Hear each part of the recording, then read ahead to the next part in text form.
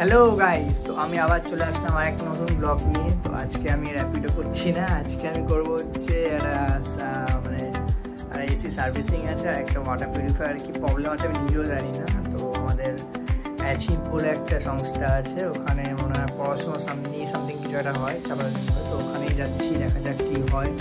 তোমরা আপডেট পেয়ে যাবে, অসুবিধা নেই। এই যে মেশিনটাতে কোনো জ্বর আসছে না, তো গিয়ে দেখলাম কোনো সাপ্লাই নেই, এটা পুরো জাম হয়ে গেছে।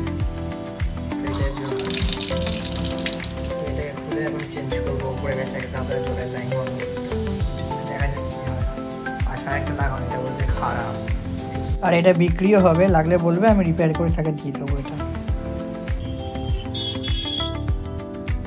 এখন আমি পার্টসগুলো আনতে যাচ্ছি। অ্যাকচুয়ালি এটা অনেকগুলো জিনিস খারাপ ছিল, পুরো লাইন জাম হয়ে গেছিলো, এর এফআরও খারাপ হয়ে গেছিলো, ওই নকটাটাও খারাপই, তার সঙ্গে টিভি মানে ফিল্টারটাও চেঞ্জ করতে হবে, মানে অনেক ঝামেলা ছিল মেশিনটাতে। তো যাই, সব এক এক করে চেঞ্জ করবো।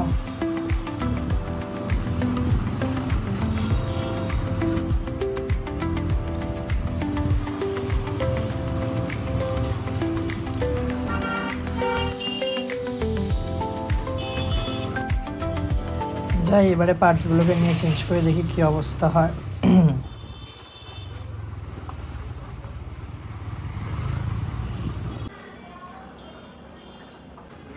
আর এই কফি মেশিনটাও বিক্রি হবে, কারোর লাগলে বলবে।